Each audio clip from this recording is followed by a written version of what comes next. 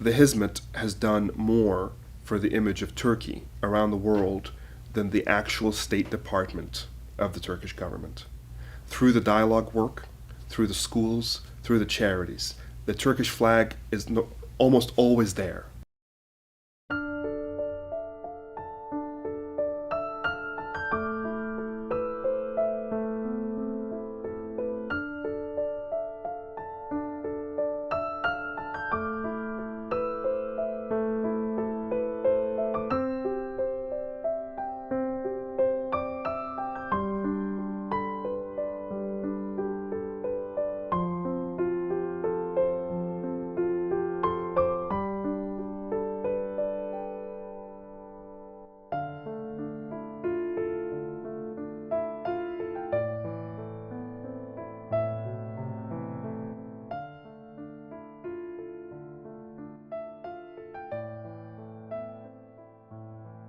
بسم الله الرحمن الرحيم والصلاة والسلام على أشرف المرسلين سيدنا ورسولنا وحبيبنا Muhammad.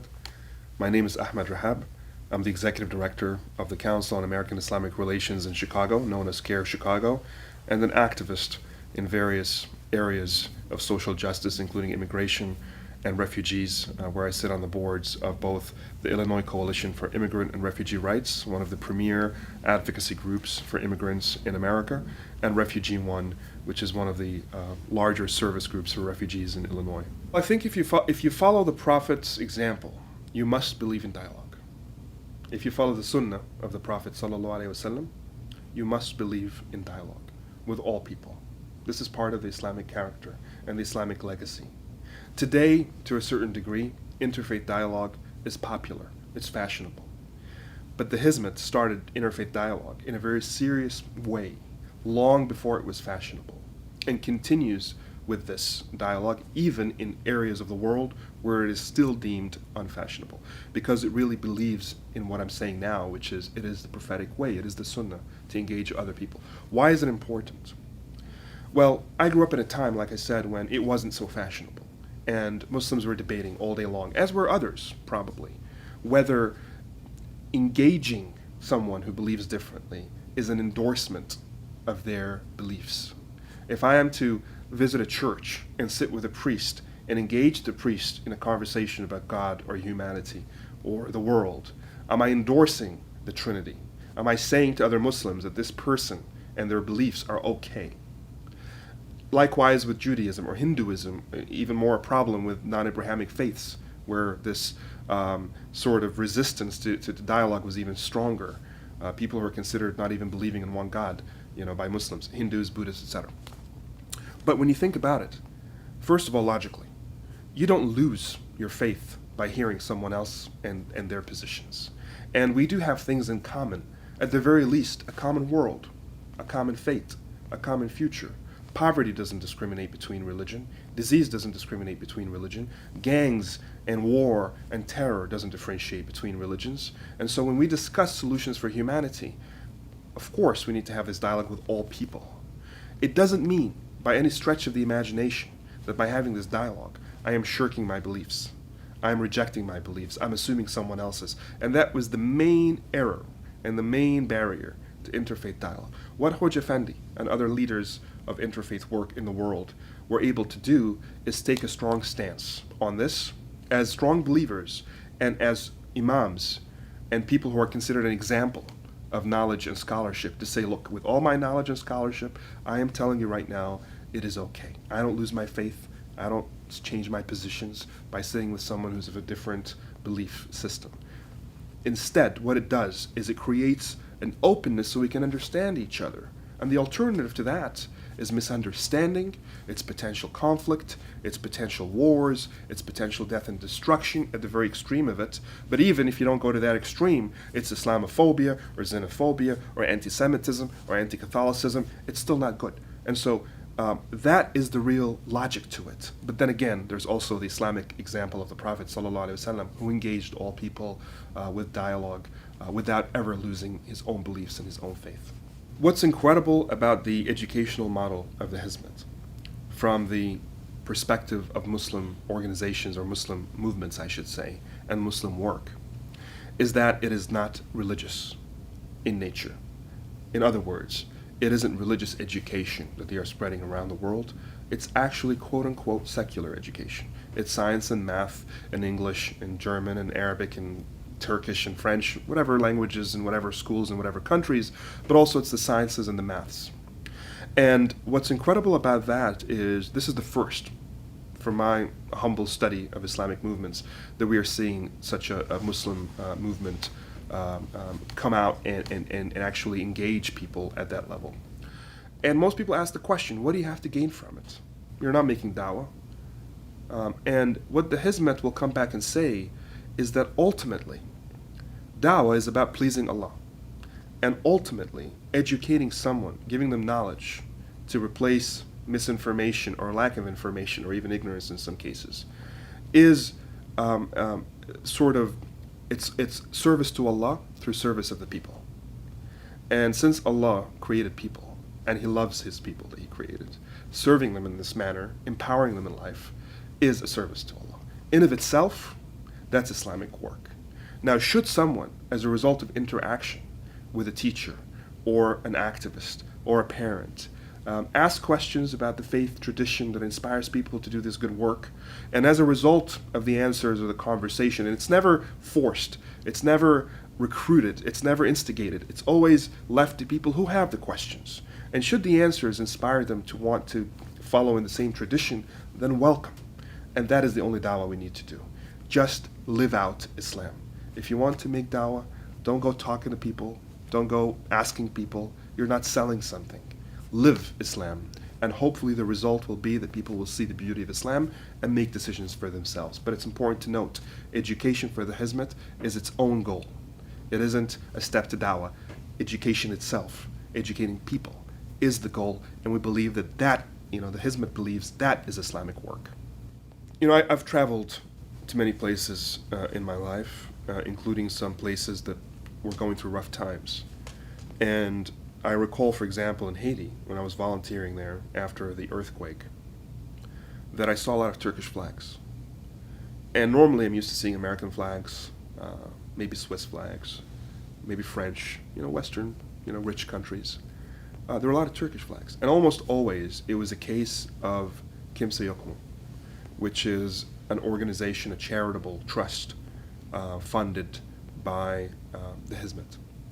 And they go to the toughest places. It's not just Haiti, where there are no Muslims for the most part, but it's also other parts of the world as well, including parts of the world where there are no other charities because of war or because of terrorism or because of any kind of violent conflict that other organizations are afraid to get into, like in Somalia and parts of Iraq. And I think this, again, is born out of sincerity and service to God through service of people. This isn't a PR move because there isn't any media there to cover it. This is out of sincerity to serve those who are most in need. And they're in 100 countries. It's not just in these kind of places. And I think it's in Islam, zakat is so important, charity is so important, sadaqah is so important. When we say zakat, it comes from zakah, which means to purify. So it's something for yourself, not for others. You purify yourself by giving. And sadaqah means to almost, prove your faith. Tasaddaq. You make it a fact. You prove it by giving, again, for the sake of Allah. So it's very much part of our creed. And the Hizmet through 𝐀𝐭𝐤 and other charitable work, I think, is living to that faith value and really making change, even if at a small level, but you add it up, it makes a difference around the world, I think. The Hizmet has done more for the image of Turkey around the world than the actual State Department of the Turkish government. Through the dialogue work, through the schools, through the charities, the Turkish flag is almost always there. And it has really done, again, from the perspective of someone who's a non-Turk from the outside, it has really done tremendous work in terms of making better the image of Turkey around the world. And it pains me that the Turkish government should then turn against what is essentially, in my opinion, the best ally of Turkey and Turkey's image around the world. It is truly an ambassador to not just Islam, but to Turkey and Turkish Islam and Turkish culture. And it's a shame that out of all of the countries of the world, Turkey itself would be the one to discriminate against this group rather than reward them and thank them. And I'm aware of the political issues that are going on. And to comment on that just a little bit, this notion of infiltration is very problematic in a democracy, because when Turks participate in a Turkish democracy, it's not called infiltration, it's called participation. For it to be infiltration, you have to assume something, that these people are external to society. And that is what is at the heart of this accusation.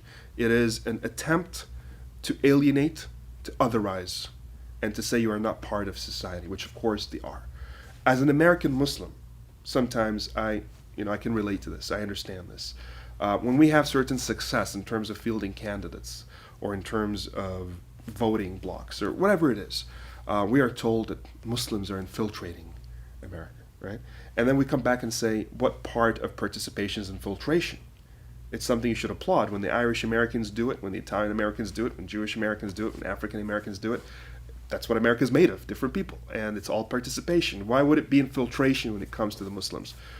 I think that's also born out of bias and prejudice, and it isn't infiltration, it is participation. Now, the Hizmet, and I think anybody who's familiar with the Hizmet, is as far away from politics in terms of running candidates and creating political parties and posturing politically as possible. And one of the first things I heard from the Hizmet brothers is, "A'udhu billahi minash shaitani was siyasa," knowing that I seek refuge from the devil and politics, knowing that these are the two things that divide people. And they are a movement that brings people together.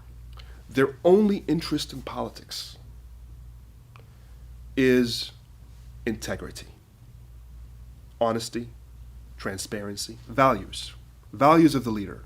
When the leading party or the leading politicians do not live up to these values, by virtue of being Muslim, by virtue of being contributing to society, by virtue of being people who stand up for the truth, they will speak out at any cost. That's not infiltration. That's not even political participation. That is citizenship at its best.